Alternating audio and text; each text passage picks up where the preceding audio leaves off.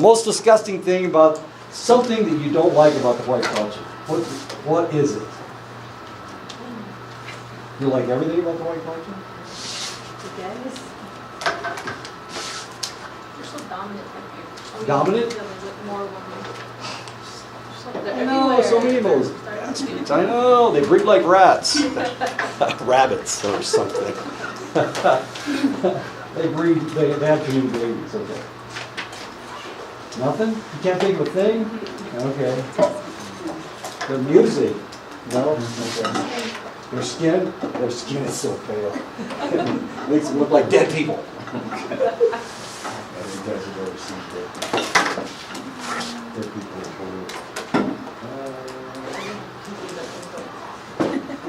Do you think of anything? Do you think about the white culture?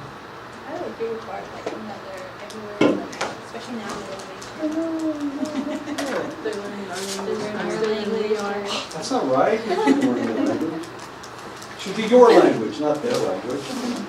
And do they learn it faster? And I think they grasp it. they cheat probably. Yeah. They probably have something embedded in their head. It's a chip. They've got their robots. Worst thing about white culture. They think they're privileged. They think they're privileged. You've been to Europe. You know this stuff. Religion. The religion is irritating. As it breaks down to whatever you are talking to, just kind of wipes it out and says, hey, look at this thing. Your idea is no good. Worst thing about the white culture. Territorial? They're very territorial. They want all their secret land. They want everything. They want all land, and land means money. Oh, greed is good. You can see. First thing about the white culture.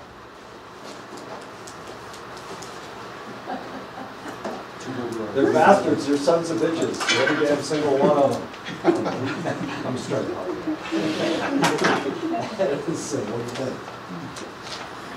You work with those guys. They fart a lot, don't they? I know. They stink. They smell bad. When I was up north, they complained that when they played basketball against the white schools, they smelled like onions. What could be worse than onions? Don't use the onion. What's the worst thing about them? They're loud. I know. They're inappropriate so much. They try to steal your land. They try to steal your language. They think they're more, especially those crystal guys over in Sedona. Aren't they irritating people? They try to do their own sweats, and they kill people doing. Yeah, strange stuff. Okay. The reality is that each individual has their own unique history of individual experiences, and that shapes the way that you think. If you've been in the military, then that has shaped your way of seeing things. Mainly because they broke you down and then built you back up as a military person. That's the way they do things. It's the way the Army does it, it's the way the Air Force does it, it's really the way the Marines do it. All of these individual differences lead some people to reflexively embrace certain cultural messages, staunchly react to other cultural messages, and largely ignore other cultural messages. One of the big complaints about Christians is that they're not Christian. They don't act Christian. That's not a Christian thing to do. That's not a Christian attitude to have. But if you look at all the religious Christian sects, they all read a different part of the Bible. And they say, this is the most important part. And then the other guys go, no, that's not the most important part. It's Matthew. And then the other guys say, no, it's Paul. You need to read Paul. And then the other guys say, no, it's 1 Corinthians or 2 Corinthians. That's what you were talking about. Well, what's wrong with these people? Back in the 10th through the 13th century, there was a movement in Europe for the individuals who were Christian to give up their children to the church. They were reading a certain part of the Bible, and it was only one passage. It was Matthew 19:14. And Matthew 19:14 is the part about suffer the little children come unto me. They are the bulwark of the church or something.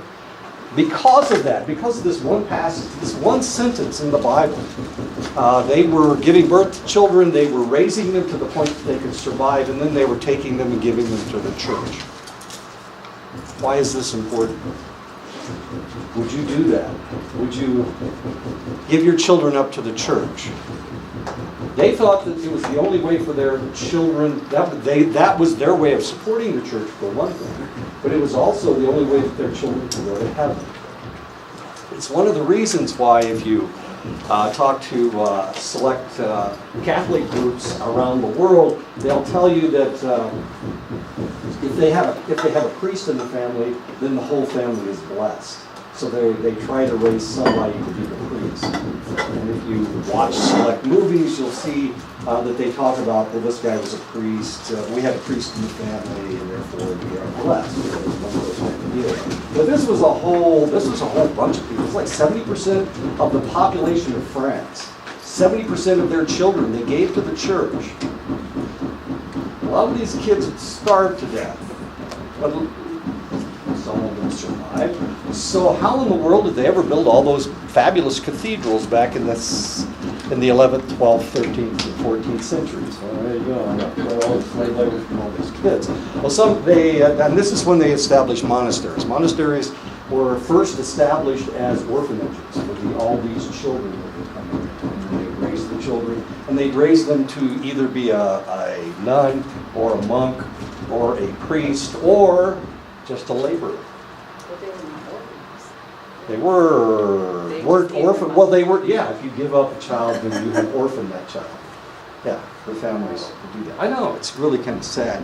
But it's the history of Europe that people don't talk about, and one of the reasons they don't talk about it is because that's kind of ugly, isn't it? Okay, so we don't want to talk about that part. Well, this is a true fact. So they were looking at, they were reading the Bible, and they were reading one passage of the Bible, Matthew 19:14, and they were reading it very specifically. And because of that, they gave their children up. Why am I telling you this? Because culturally, we accept some things, and we ignore other things. There's a lot that we ignore. And if you think of your own culture, do you practice all of your traditions? And the answer is no. You probably practice the ones you feel like, and the ones you don't like, or the ones that are too extensive or too inclusive, you just reject, or you just don't do them. Does that make sense? Everybody does that. All cultures do that. I told you I grew up in a Methodist area, and of course I'm the kind of guy that I wasn't religious. And because I wasn't religious, there were a lot of things that I rejected. And because I rejected a lot of things, I was a rejected individual. So I grew up as an outsider, as somebody that was not culturally appropriate. Okay, I'm going to tell you about another group. These aren't white people. I'm going to tell you about another group, and some of their practices are a little interesting, are kind of interesting. If you've already read your textbook, then you already know about these guys. But it's a group in New Guinea. New Guinea is an island north of Australia, and it has been settled by Micronesians. So these individuals are not Asians. They're not white people. They're not Westerners. They're not black people. They are Micronesians, and they have different practices than other individuals. So I'm going to tell you about this practice, and you may find it disgusting. I apologize if you find it disgusting, but we need to discuss whether what they do is correct or whether what they do is not incorrect. Okay? This is a fairly extreme case, and because of that, I need to warn you that it may be a little off-putting. They're known as the Sambia. They live in Papua New Guinea. This is New Guinea. Papua is the right side of New Guinea. Indonesia is the left part. Irian Jaya actually is the left part. Because of the constant warfare around them, they have culturally ingrained initiation for boys to transform them into men. It's important for them to have warriors because it's the only way they can protect themselves. Everybody around them is warring. So it's very important for them to create warriors. Does that make sense? You agree? We need to create warriors? I mean, if you're in an environment where everybody's fighting, then the only way for you to protect yourself is for you to have warriors. Okay? Make sense? Does anybody disagree with that? Okay, so let's create warriors. The Sambia believe that femaleness is an innate natural essence. Maleness must be cultivated. In other words, everyone is born as a female. And the reason is because they have been contaminated by the womb. The mother's womb has contaminated them. And because of that, they have to make them into men. You have to make them into men. It's very important to rid boys of feminine traits, habits, and transform them into brave men because, of course, that's the only way they can survive. That's the only way everybody will survive, is by getting rid of the femaleness. Now, how in the world are we going to do that? How in the world are they going to do that? Not us. We don't have anything to do with this. This is their culture, not ours. So how are they going to do that? Initiation practices are used to transform boys into men. They pierce their septums. That's the cartilage between their nose. They pierce it, as you can see that, well, not in this picture. In the other picture, they have bones through their noses. When they're all dressed up, they have bones through their noses. That has to do with their pierced septums. And they will thrash them with sticks. They also feel that the only way to get rid of the femaleness is for the males to ingest semen. The semen they refer to as jurumdu. They achieve this by performing oral sex on the men. Semen is seen as a physical basis of jurumdu. So that's the way you get your maleness, is by ingesting semen. Males are seen as incapable of producing semen without the initiation. In other words, unless they do this, they can't make babies. They will never have babies. Throughout one's life, a male engages in ingestion of semen from around the ages of 7 to 15. Receiving fellatio to impart semen at age 15. Heterosexual contact doesn't begin until the age of 15. At age 17, they get married, but they still do have some homosexual contact, or what we refer to as homosexual contact. They don't refer to it as homosexuality at all. It is jurumdu. Sambian males thus go through homosexual, bisexual, and heterosexual phases throughout their lives. Sexuality is seen as a core identity in Western cultures. It's more dynamic, of course, in Sambian society. They have to do this in order to make the males, to create males. And if they don't do this, then they're not males. And they can't protect them. How about that? Okay, so what do you think about that? Do you see that as, should we go to Papua New Guinea and tell these people not to do this anymore? What would happen if somebody did this in the United States? They would be, wouldn't they? I mean, for child abuse, sexual molestation, pedophilia, right? So we would lock them up in the United States. But this is their culture. This is the way they protect their culture. It's part of their culture. Is it right or wrong? Right or wrong? It's how they believe it, so it's right to me. Okay. Morally, it's after being contaminated with religion, I see it as it's wrong because, And maybe you're contaminated. Right or wrong? Right? It's wrong in my eyes, but it's right right in their eyes. Okay. Yeah, it's right to them. Not to us. It's a good, like Travis said, it's depending on their culture, what they believe. Right. Oh, you're agreeing with her? Yeah, it's their culture, so Okay. we have our culture, so Yeah, there you go. Sure. we have different ways. Okay. Some business. Right or wrong? Same. It's their culture. They can't go on what somebody believes in. Okay, all right. Kyron, what do you think? Do you agree with them? What do you think, Edison? Responsibilities that come from reach. Well,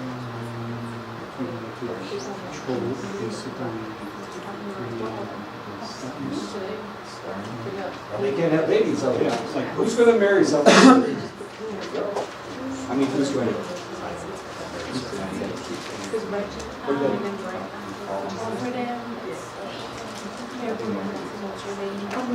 There you go. Okay. So what if they came to the United States? What if a bunch of these guys came to the United States? What's that? What if they came to the United States? They would be arrested. They would probably go to jail. Is there be a culture shock? Well, yeah. So should they be arrested in the United States?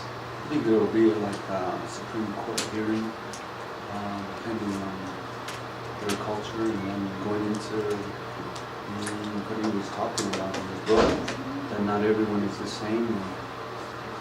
Okay. What if they moved here? Big lawsuit. What if they moved here? Well, they're gonna have to Moved to adjust Gallup. the They moved to laws. Gallup. They're gonna have to learn to live by the laws of the United States, and people are gonna make them do that. Okay. The culture around here, Okay. just, I guess, westernized them. But you have to remember, boarding schools, you were going to say something. I was going to say, like, what makes it right, what makes it wrong? Who makes that ultimate decision? Supreme Court. Like, for example, you were talking about, Right. you know, being westernized Right. and thinking right here, being taught. He was talking about that. I was taught this, and I saw it from a Western perspective, but when I went out, it was so different. And he was talking about Japan. Yeah, Japan. Yeah. And that culture shock. Right. It is shocking, because their practices are completely different than ours. And they think that there's something wrong with us, because we Yeah. don't do things the way they do things. And of course, well, that's culture shock for you. Okay, well, that's what happened with the Europeans coming to the United States. They tried to force you guys to change your culture. They wanted you to change your culture, and that's what the boarding schools were all about. And that's one of the reasons why you have such a hard time speaking your language. It's also the reason you dress the way that you do. Are you dressed like traditional Navajos? QIA. There you go, look at him, he's high and tight, he's good.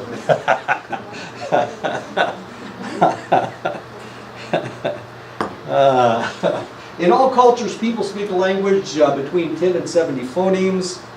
What is this? Is the mind intertwined with culture? So the reality is, of course, everybody has a language. People have languages.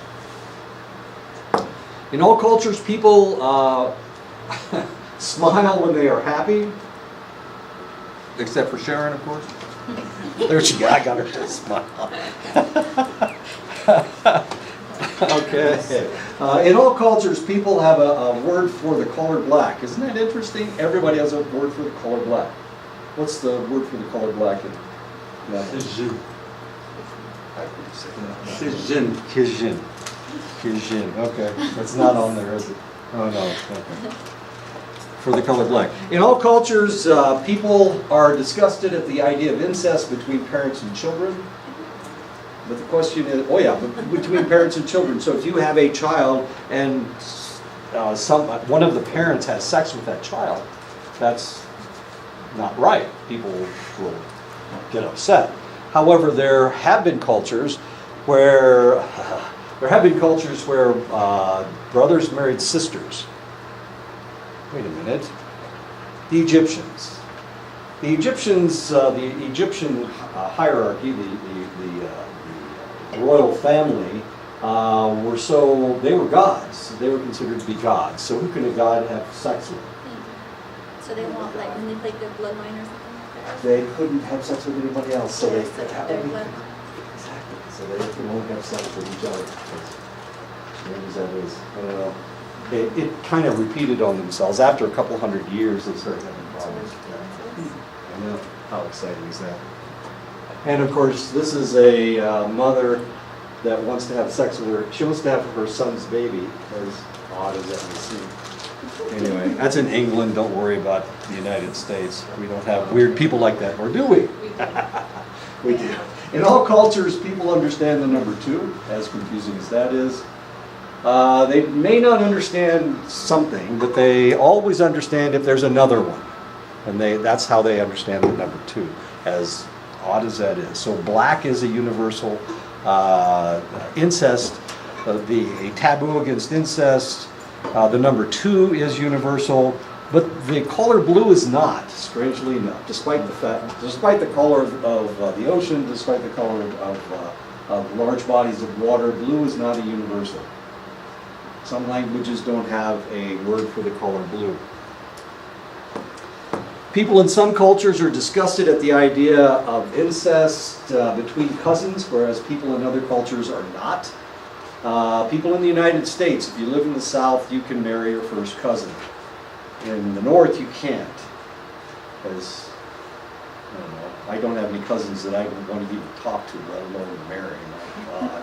Anyway, but evidently in the South, this was very common with the people that owned plantations, the hierarchy in the South, so they married their cousins, as confusing as that is. But we also have an argument as to what the difference between a first cousin and a second cousin. What is a first cousin? You guys don't even have this concept of cousins. Or you have cousin brothers and whatnot. Okay, and of course you would never do anything like that anyway because of the clan system. But of course you've got to remember all these people are immigrants and they're around people that aren't like them or didn't come from the same place they did. So they had to come up with this concept of first cousins and second cousins.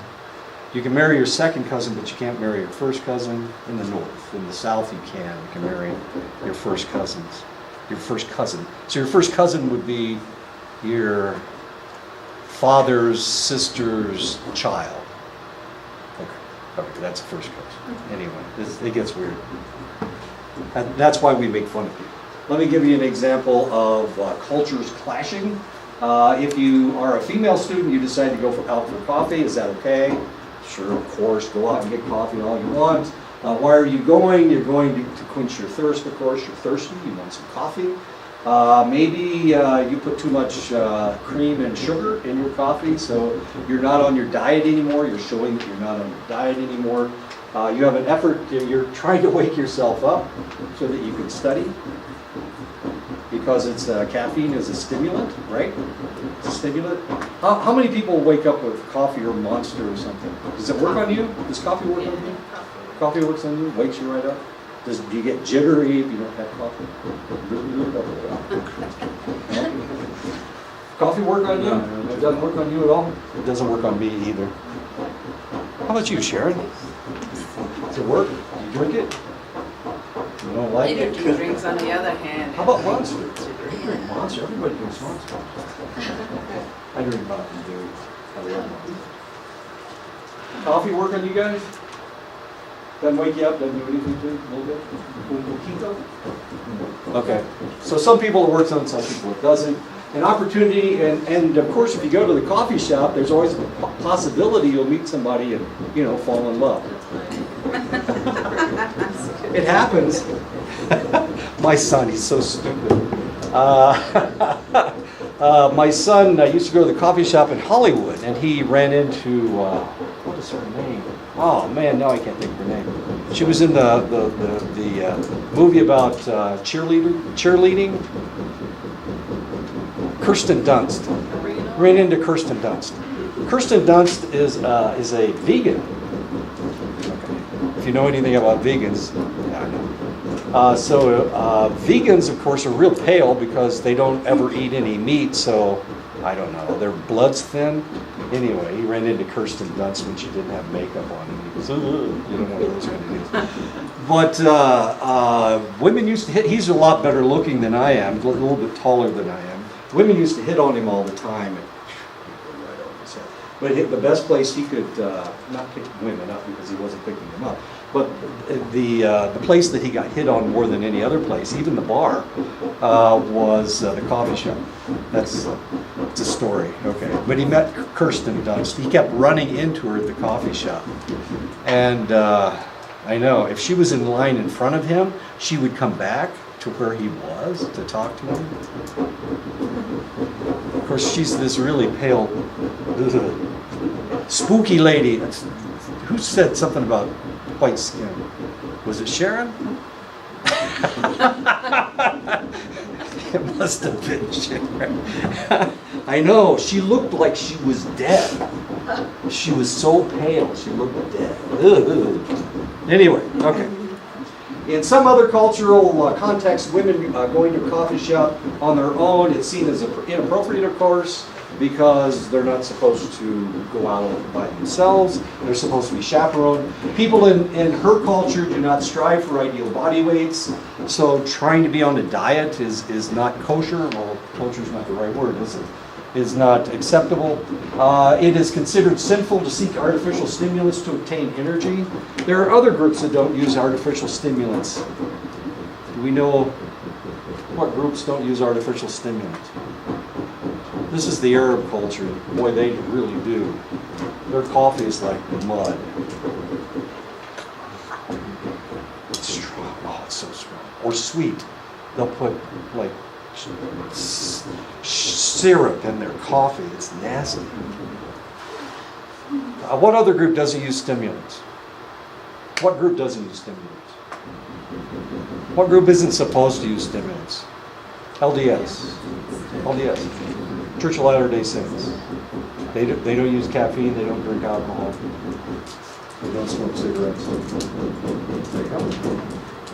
The other group is the Seventh-day Adventists. And of course, in the Arab culture, romantic relationships are arranged by your family, so you're not allowed to go out and fall in love with somebody, as far as that goes. Anyway, okay. So we're talking about how the mind and culture are intertwined. Small animals, small mammals and birds that depend on spatial memory for food storage have unusually large volumes in their hippocampi relative to other species. So what animals would need to find their food or hoard food and then have to come back in the wintertime? So they have to remember where it is. What groups do we know of any? Thinking of biology? No. Mountain lions will do that? Squirrels. Yeah, squirrels are important. Meat. Yeah, that's right. It's okay. Maybe if it's frozen, they'll come back. And of course, there's all kinds of birds that do that. They'll hoard food and come back.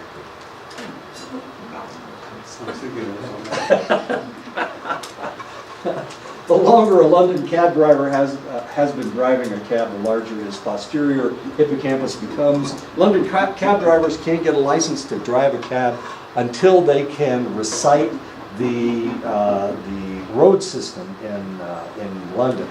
London is an old city. It's not a square city. It's all kinds of wiggly and waggly roads all over the place. And they have to know where each and every one of them is. They have to be able to route a trip by the shortest route. And if they can't do that, they can't get a license. I know. So if you go to London and you get in a cab, you know you're going to get there really quick. Because if he tries to take you out by the airport in order to to go 2 blocks, then he will lose his license. And all you have to do is complain about it, and he'll lose his license. So these guys know the entire format of all the roads in London. And they remember them all. I don't know how they do it. I can't remember songs. I can't remember songs. Wasn't it in this class you guys asked me about my playlist? I couldn't think of any titles. Or was it in another class? Must have been another class. The nature of the brain is not fixed from birth, but rather changes in the response to certain experiences. So you will have a select experience. We were talking, who was I talking to? I was talking to somebody the other day, and we were talking about how when you're in the military, the people that get along the best in the military are the ones that adapt the fastest. If you have somebody that's obsessive compulsive, somebody with Asperger's syndrome, who can't change their ritual, then those people are not successful in the military. The military, I mean, because circumstances change over and over and over again. You get a new boss and he wants you to change something. Well, what if you were one of those OCD people that couldn't change? You'd get in a lot of trouble. So the reality is that we change because of our experiences, or at least we should change because of our experiences. And because culture provides people with particular sets of experiences on a daily basis, we can see how cultural influences could change your brain. Although people around the world are born with relatively the same brains, with time they come to have different brains by the way of their different cultural experiences. So you guys are born here, you live in the desert, you either live in the high desert or the low desert. You live in brown. I was born on a farm in Indiana where it's green. Well, in the summer, in the spring, in the fall it's yellow. But you guys see brown all the time. The only time I see brown is if I plow a field or disc a field, or I never see this kind of stuff that you guys see. And our dirt's a different color than yours. Does that change things? Well, potentially it does. Potentially, when I went to Vietnam, I had a different experience than people that came from the desert to Vietnam. The individuals that had no problem over there at all were the people from the south, where it's very similar to the environment in Vietnam. But I came from the farming region of the Midwest, and it was hot. I thought it was hot. It was just way too hot. And the ground was either yellow or red. The dirt was either yellow or red. If I had gone to Iraq or Afghanistan, my brother went to Afghanistan, it would have been a completely different experience. And now I can't even talk to my brother. He won't even talk to me. And it's part of the reason is because his military experience, his combat experience was in the desert, was in the mountains of Afghanistan. So his experience is totally alien to me. My experience was we couldn't see our enemy because of the jungle. The jungle was so thick we couldn't see anything. And you had to listen. And in Afghanistan, it's all rocky and there's a lot of desert. And it's cold. It's cold in Afghanistan. His experiences are completely different. They would locate the enemy a mile away. We couldn't locate the enemy 10 feet away. I mean, it was that ugly. So it was a totally different experience. So we are born with the same brains, but of course it all depends on what our experiences are as to how our brain develops. I was born as a middle child. My brother was born as the baby of the family. He was the last one. So my experience is, in order to get along with my older brothers and my younger brothers, what I need to do is to be adaptive. So I was a lot more adaptive than they were. I was the joker in the family. And the reason I was the joker was so that I could get along with my older brother, who has no sense of humor whatsoever. Or my older sister, she had no sense of humor either. But my other sister had a sense of humor, but the only way that I could, my position in the family was to be the joker. Now, nobody else in my family tells or even tries to be funny. I'm the only one that tries to be funny. But it's not my job. I'm not very successful very often. Sadly, I'm not very successful very often. So it really all depends on your environment. So my environment was I was right in the middle with my sister, who's the other one with a sense of humor. So we're the only two people with a sense of humor. I have a brother that's extremely conservative, and I'm not. But he's extremely conservative. But then again, he was the baby of the family. So he expected things. He expected to get everything. How many babies do I have in here? Anybody a baby in the family? Any other spoiled brats like my brother? Nobody? Okay. Nobody wants to admit it. That's good. I like that. Humans are so embedded in their cultural worlds that they are always behaving as cultural actors, and their thoughts are always sustained by the meanings that they derive from their cultures. So we are cultural actors, and we can't help it. I'm a cultural actor, and I talk about being born in Indiana all the time, born in Indiana on a farm. That is my culture. That's part of my culture. When I was going to high school, when I was going to grade school, when I was going to junior high school, because it was a farming community. We talked about tractors all the time. So over the summer, I'm an idiot when it comes to fixing tractors. I'm just so stupid. I apologize. Can you fix a tractor? Me either. So I hired this guy to fix my tractor. Well, it turns out that he was born the same year that I was born. He graduated from high school the same year that I graduated from high school. So when we started talking about tractors, so I knew everything that he knew. It was like we were brothers, like we grew up in the same place. The cultures are very similar. He lived on a farm in Iowa, I lived on a farm in Indiana. And of course, everything that we talked about had to do with tractors, farmalls, cases, Fords, John Deeres. We made fun of people that owned John Deeres. It's just where I live. Anyway, so that has to do with your culture. We're all cultural actors.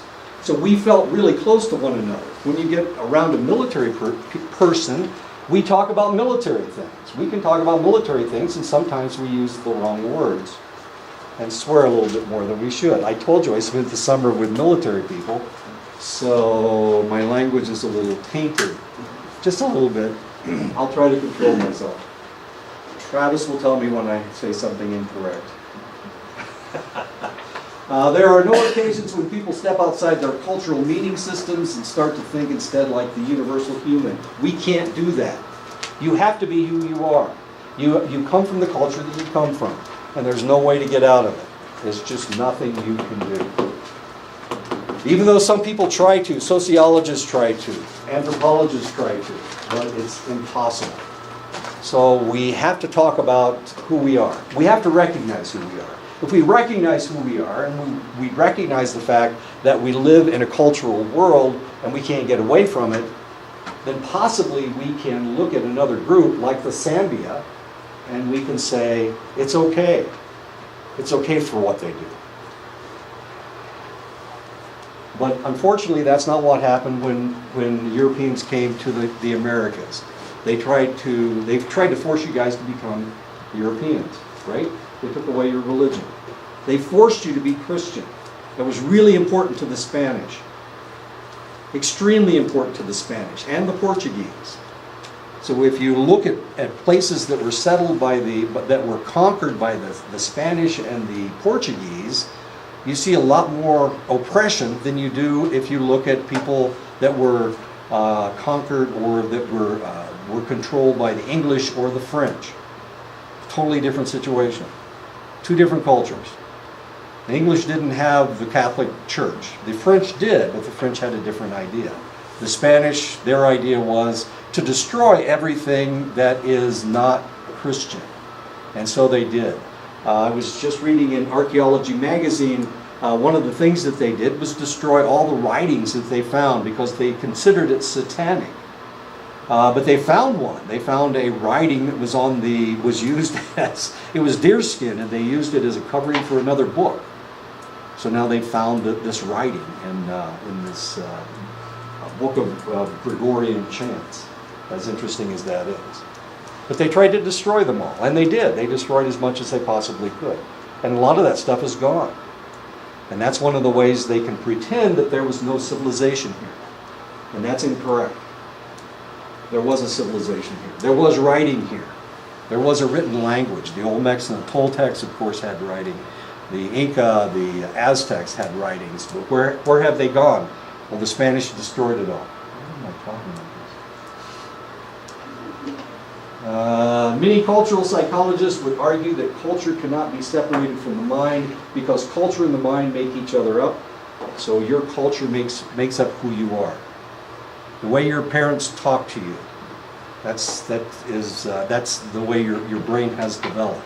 Whether your parents talk to you at all, maybe one of your parents didn't speak, didn't talk to anybody, didn't believe in speaking to children. I have a relative that does that thinks that children are supposed to be seen and not heard. So they don't listen to their children. They never listen to their children. And now their children are extremely loud because they wouldn't listen to them. So now they yell everything, as confusing as that is. If a cognitive tool does not exist in all cultures, it reflects an absence of universality and is said to be non-universal. A skateboard is a good example. We have it in our culture, but if you go over to Irian Jaya, if you go to China, they don't have, well, they do have skateboards now, but they didn't have skateboards for an extended length of time. And the reason is because they didn't have a lot of paved roads. Why in the world would they need a skateboard? So that's something that's non-universal. We get most of our technology from China and from Japan, so a lot of that comes over to us, and that seems to be universal as far as we are concerned. An existential universal exists in multiple cultures, although the phenomenon is not necessarily used to solve the same problem, nor is it equally accessible across cultures. The only one that I could think of was high school, was the first time you have sex. In the 1950s, that they believed that they had to get married before they could have sex. In the 1970s, they changed their mind. And of course, in the 1990s, because of the AIDS epidemic, they decided that they better get checked first before they have sex, just to make sure that the other guy's not contaminated with some strange disease. And of course, everything changes over time, and that's an existential universal.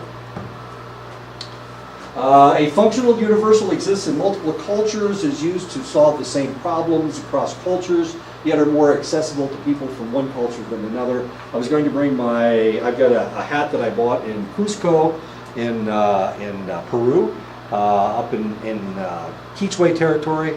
Those guys, they wear a stocking cap, very similar, well, it's almost a stocking cap, but it's got this long thing coming out the back, and it goes over the ears, and it's got ear flaps. You don't have any clue what I'm talking about, do you? Well, it's just think of it as a stocking cap. The interesting thing is, this is as old as the Inca were. This is as old as the Quichua were. This is the style of hat that they all wore. So when they first started drawing pictures of the Inca, of the Quichua-speaking people, they showed them with these hats on, as interesting as that is.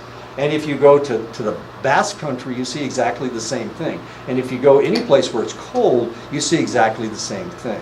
And that's a functional universal. It's something that you see everywhere. People will do very similar things just to keep their heads warm. And of course, we can see that in the Quichua-speaking territory, as well as in the Himalayas, and as well as any place else. The Himalayas are a very good example. They have the very same hats. An accessibility universal exists in all cultures. It's used to solve the same problem across cultures, and is accessible to the same degree across cultures. This is a toilet. You can find one just about anywhere in the world. They don't look the same, and they don't have the same structure.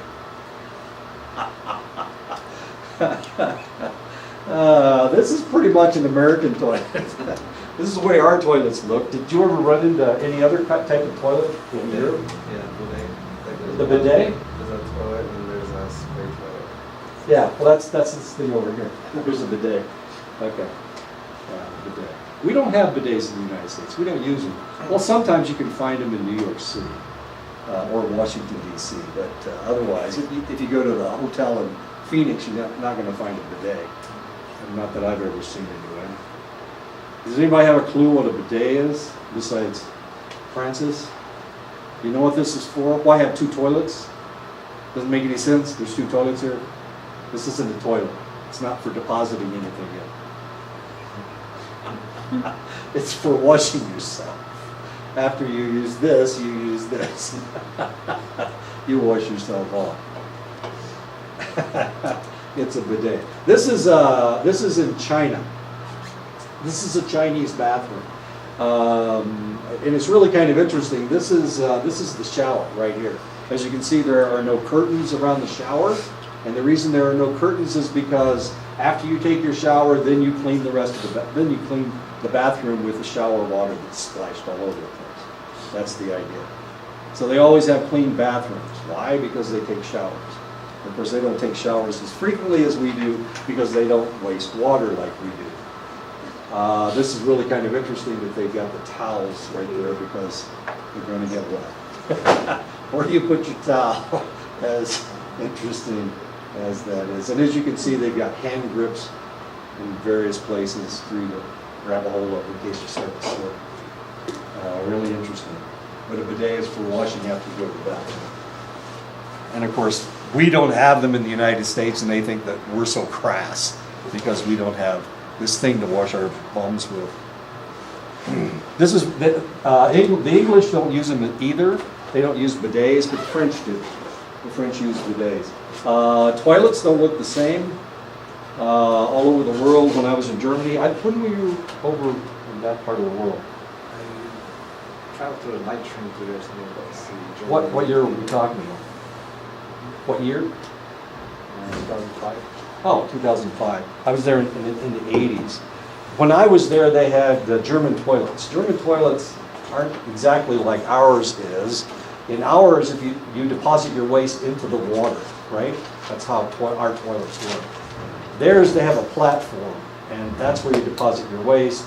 And then when you flush the toilet, it washes all of that off and then down through the sewer system. So you don't deposit your waste in water. You deposit it on a hard surface. I don't know why. I have no idea. It didn't make any sense to me either. But that's the way their toilets work. In Japan, they have what they call bomb site toilets. So you put your feet, you plant your feet, and then you squat down. And if unless you're too tall, you're shooting down a bomb site. It's really kind of interesting. And then when you're done, you pull a lever over here, and the water washes down. But it doesn't take up nearly as much room. I know, toilets. Who cares about toilets? When you do it, you gotta find one real fast. You don't want to know what it looks like. Just really kind of interesting. The difference between, so I'm talking about the bomb site toilets. Japanese guys are about my height. So I was a lucky guy. But if I had been like 6 or 6'2", or 6'8", or 6'7" feet tall, they wouldn't have worked at all because I would have been missing that hole, as it were. But then again, the Japanese are all little bitty short people, like me. Anyway, culture. The vast majority of psychological studies have thus far been largely limited to explorations of the minds of people living in Western, educated, industrialized, rich, and democratic societies. The acronym for that is WEIRD. We live in a weird society. You guys come from a weird society because you live in the Western world. It's Western, educated, it's relatively industrialized, we are much richer than most people, and we are relatively democratic, and therefore we come from a weird society. If we look at all of the psychological journals that are written in the world, 96% come from weird societies. 96%. 68% come from the United States, which pisses other people off, especially, we won't say Canadians, don't write that. It kind of upsets other people. 70% of all psychology study participants are undergraduate students. And that sounds like a bias to me. Doesn't it sound like a bias to you? So if we're doing psychological study on psychology students, undergraduates, potentially that, where do we talk about the 70-year-olds, or the 50-year-olds, or the 40-year-olds, or the 30-year-olds, or the mothers and fathers? Most undergraduates are not parents, but yet most of the studies are done on kids. They're not even adults yet. You have to be 21 to be an adult. Most of these individuals are in their teens, in their late teens.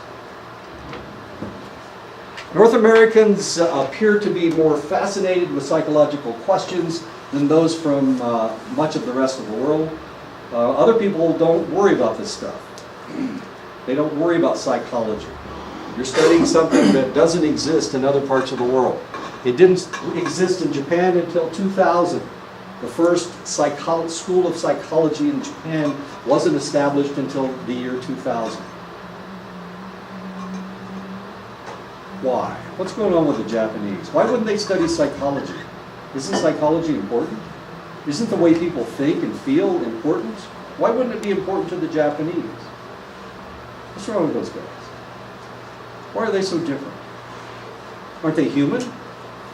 Humans think, therefore we need to study thinking, right? We need to study how you think. Don't we? Okay. That's what we're doing. I was just wondering. So what's wrong with the Japanese? Why didn't they have a school of psychology until 2000? Everything was routine. Sorry, go ahead. Go ahead. Everything was routine. It was just like, Everybody in their culture did everything the same. Is that what you're going to They say? kind of controlled with they didn't have a control of their culture. That's how I see it. Why have a psychology department if everybody does everything the same way? They feel like they're In Japan, if you have a different idea, people that act differently get changed so that they are the same as everybody else. The nail that sticks up is hammered down. That's a Japanese phrase, and we're going to talk about that later. So why would they need a psychology program if a department if everybody thinks exactly the same, right? Right. We know exactly what everybody's thinking because we dictate to you how you think. You don't have a right to think in a different way. Is anybody thinking of doing the Japanese culture? I have a bunch of books you could read. No, you don't have to read them all. I have one that's like 1,700 pages long. I finished it over the summer. My wife looked at me like I was reading something, the encyclopedia or something. But it was fascinating, just fascinating. And the reason this guy's a popular author is because he doesn't write Japanese. He writes different. So people read him because they're going, oh, how can he possibly think that? But he's still Japanese. And he talks about cultures. Some people in the diversity movement maintain a colorblind or culture-blind approach to looking at people. So they're colorblind. So they wouldn't see you as native. They would see you as, well, the same as everybody else. Because everybody has the same ideas, right? Well, Japan. Right? Aren't the Japanese exactly the same as we are? Aren't the Chinese exactly the same as we are? Aren't the Russians the same as we are? Aren't the Zambia of Papua New Guinea exactly the same as we are? Don't they have the same ideas? All humans are the same? People are the same wherever you go. That's their idea. Is that true? Are people the same wherever you go? Can you go to Gallup? Are they different in Gallup than they are here? They're not the same as everybody else. You're right. It really bugs me to go to Gallup. The hope is that people will interact without focusing on someone's ethnic background. This is known as post-race. They were talking about post-race after Barack Obama was elected president. They were thinking, good, now we don't have to worry about race anymore. We elected a black president, now nobody will have, we won't even have to worry about race. There won't be any more racial tension in the United States. The president of the United States is black. We've progressed to the point where we've had a black president. Is that true? Do we still need to think about race? Yes. We do? Why? Why? What's going on? I thought we were progressing to a point where we wouldn't have to worry about that stuff. Why do we still have to think about this? Well, if you're a black male and you're wandering around in East St. Louis, you have to worry about the white cops shooting you. I mean, it has happened. Or if you're in Chicago, the same thing might happen. Or if you're in Minneapolis, the same thing might happen. So I might be post-race, but those guys ain't post-race. This is a problem.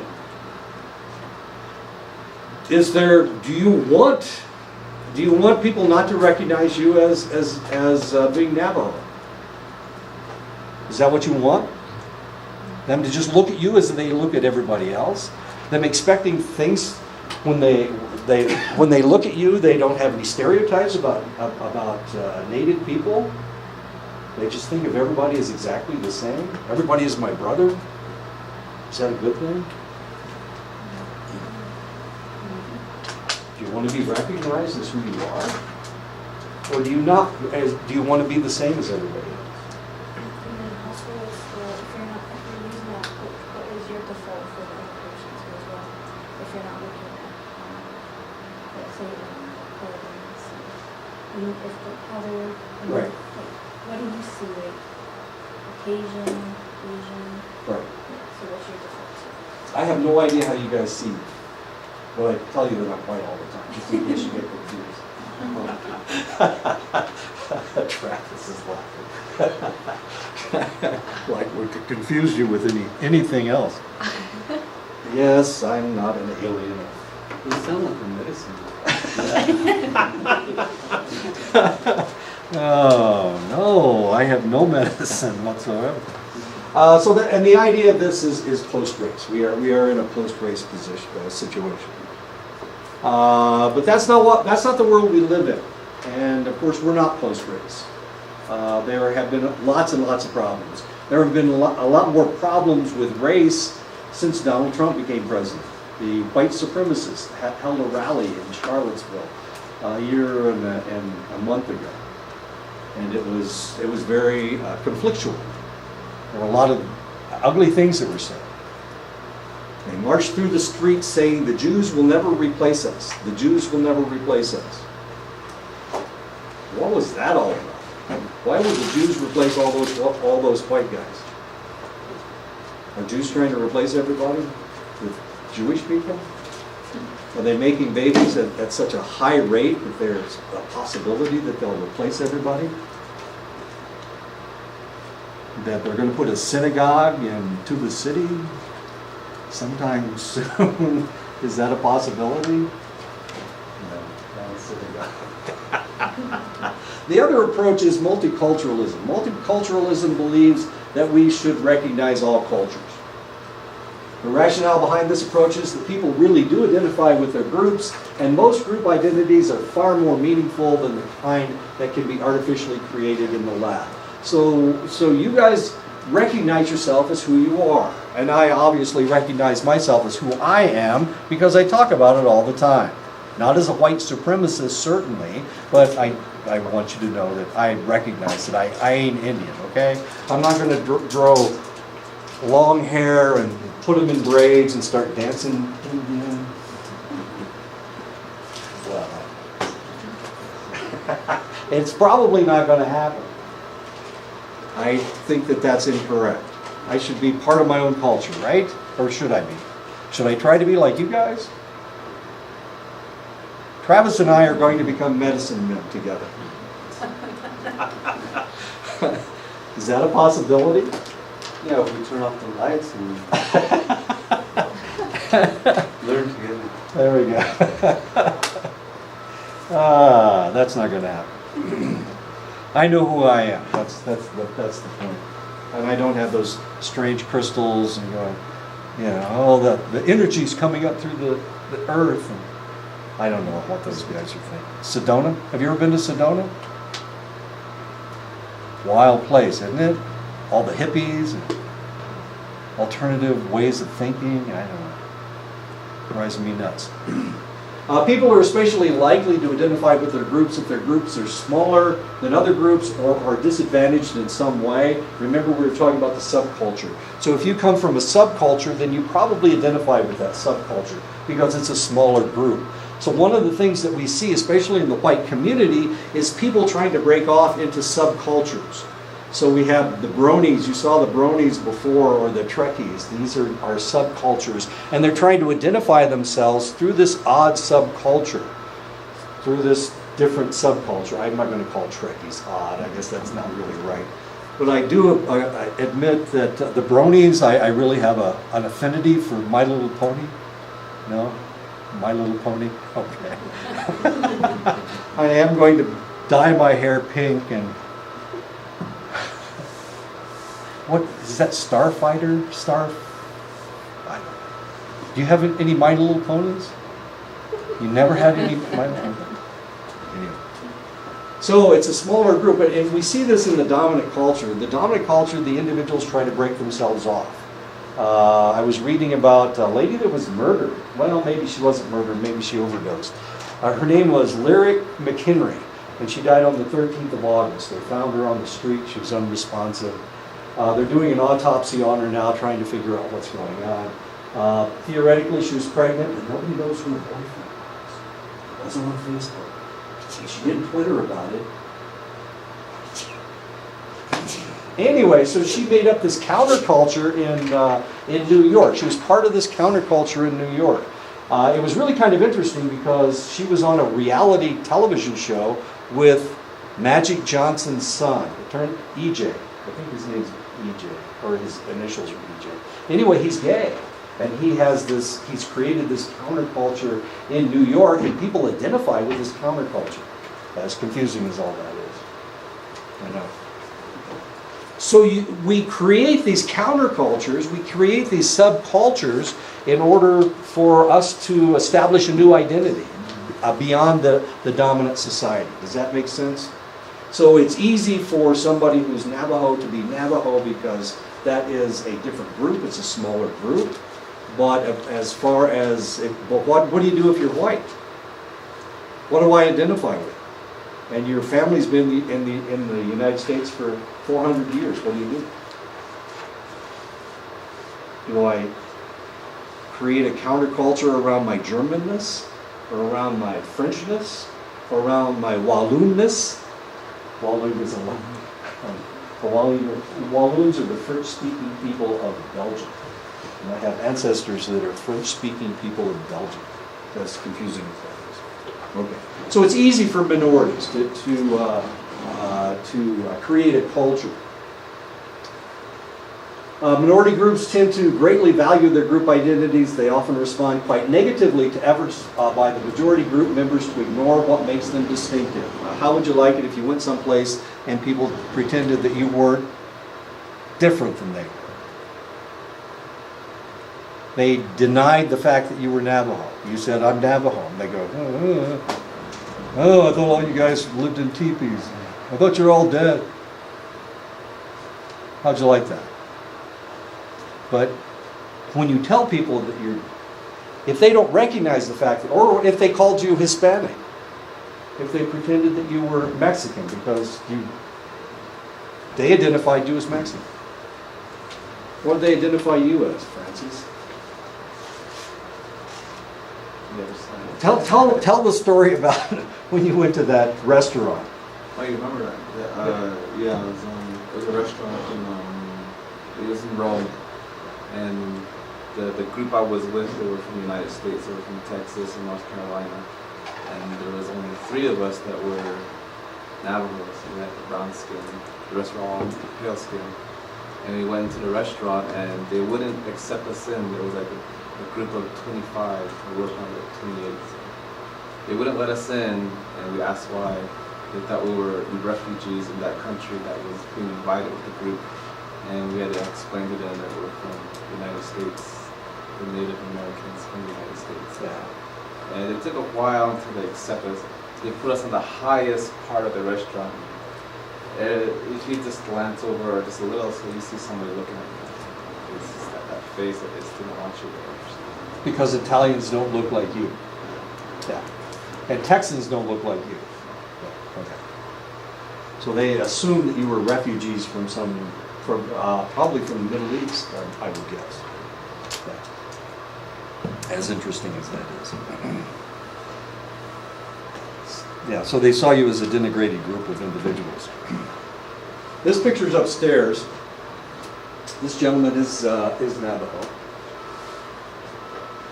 And this is what they did to him at boarding school. Efforts to downplay group differences may come across as suggesting the minority members would be accepted as long as they shed their distinctive cultural identities and act like those in the majority group. And that's what they tried to do. That's why they set up the boarding schools. Let me tell you the quick history of what was going on at the time. They were trying to make the decision as to what they were going to do with the American Indians. They already had a bunch of them back east. They weren't exactly sure what was going to happen next. Of course, they were conquering the West. The United States cavalry was in this area, and they were exterminating people to major or minor extent. They tried to kill off the Apache tribe. Of course, they were unsuccessful. Thank goodness they were unsuccessful. But they were trying to decide what to do. And there were some people in the United States that wanted to genocide. They wanted to kill off all the native people in the United States. Just declare war and assimilate all the ones that would assimilate and kill off all the ones that wouldn't assimilate. That's what they were trying to do. But there was another movement in the United States. And the other movement in the United States was a Christian movement. It was a missionary movement. And these guys wanted to Christianize everybody. So they got the federal government to agree to send missionaries to the reservations, to establish reservations and to send missionaries to the reservations. So they gave each reservation to a religious group. And I'm not exactly sure what your religious group was. Does anybody know? Up north it was on the Fort Belknap reservation, it was the Presbyterians were sent up there. Presbyterian missionaries were sent up there to Christianize the Indians. The idea was, well, we can make them functional members of society by Christianizing them. And that's when the boarding school movement started as well. And that's one of the reasons why the boarding school movement was what it was. They tried to get rid of your culture. They tried to get rid of your language. They were trying to create non-hostile American Indians is what they were trying to do. So strangely enough, the genocide group, the military group that wanted to annihilate as many natives as they possibly could, they were overshadowed by this missionary group, and their idea was to destroy your culture. I know it's an ugly, ugly thing, but it's better than being exterminated, which was the other choice, as sad as that was. Does all that make sense? Has anybody ever told you this before? Did you know this already? Good. Good. Okay. I'm not saying it was a good thing. What I'm saying was it was a better thing than the In alternative. some of the small towns, you can see the old churches. Was it a Catholic church that came down here? You see some old buildings that are being restored or something. Well, what happened, they didn't like the Catholics either. At this point, this is in the 1870s, they didn't like the Catholics either, so they wouldn't give any of the reservations to the Catholic Church. So they gave them to all these Protestant denominations. Well, Protestant missionaries don't want to spend the rest of their lives in Chinle, Arizona, or Carla, Montana, or whatever. So they go up there and they would be missionaries for 5 or 6 years, and then they would get married and go over. And so the Presbyterians left. They just took off. There were no more Presbyterian missionaries. And the Catholic Church at this time said, hey, we'll go up there, and we'll stay up there. And we'll build churches. We'll not only build churches, but we will build schools. And they not only built boarding schools, but they built Catholic schools. And that's what happened. It was pretty interesting and pretty ugly. Because anyway, we won't go into the rest of it, but it was kind of interesting. Efforts to downplay group differences may come across as suggesting that minority members would be accepted as long as they shed their distinction. And that's exactly what the boarding schools tried to do. But they saw it as the only alternative. The other alternative was extermination. And that's a real strong possibility. Remember, they killed off all the buffalo, trying to kill off all the game for the hostile tribes. So extermination is a great possibility. Studies done looking at corporations found that the more multicultural and the less colorblind the attitudes of the white employees, the more the minority employees were engaged in their work. So it isn't diversity, it isn't colorblind, it's not treating everybody exactly the same, it's accepting other people's cultures. Accepting their cultures makes them feel identified. And because they feel identified, they work harder as in that corporation. A multicultural concept makes them work harder. In the same study, the researchers discovered that minority employees have more trust in and comfort with a company that offers multicultural messages rather than one that offers colorblind messages, especially when the company has only a few minority members. So if we have somebody that's an African American and we pretend that they're white, nobody likes to be treated like something that they're not, right? As a faculty member, I think the administration should recognize the fact that I'm not American Indian, I'm not Native, I'm not Navajo, I don't speak Navajo. I want them to understand that because, well, that's what I have to teach. I don't have a choice. But if they pretended that I was Navajo, just like all the other teachers here, then potentially it would be not a very friendly environment. Less friendly environment. Ethnocentrism is the judging of people from other cultures by the standards of one's own culture. Our cultures ultimately socialize us to be ethnocentric because we are socialized to value normative cultural behaviors. Now we know the white society has done this. We've seen the boarding schools. We understand the history behind what's going on. Do you guys do that as well? Do Navajos do that as well? Are you ethnocentric also?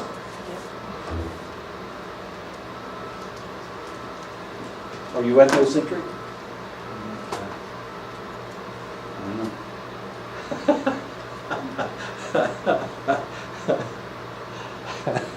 Are you multicultural or diverse? Oh man, this is a hard question. This is hard. Why did I ask this question? Why can't we just skip over this part and go to the next one? Are you guys ethnocentric?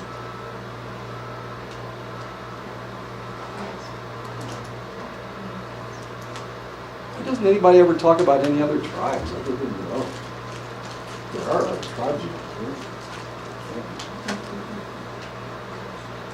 A Zuni guy just sold me a feather. He told me, well, it's a good one.